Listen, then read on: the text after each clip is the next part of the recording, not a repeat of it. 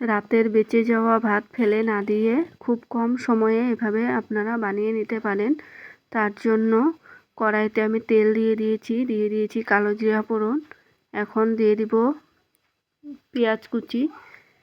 পেঁয়াজ কুচিটা হালকা লাল হয়ে গেলে দিয়ে দিব কাঁচা লঙ্কা আর একটি ডিম। আপনারা ডিম নাও দিতে পারেন,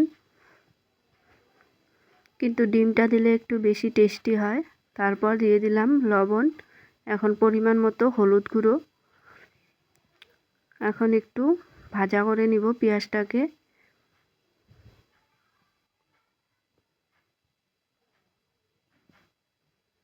পেঁয়াজ ডিম ভাজা হয়ে গেছে। এখন আমি ভাতগুলো এখানে দিয়ে দিলাম। ভাতটা একটু নাড়াচাড়া করে নিব, তাহলেই রেডি আমাদের ভাত ভাজি।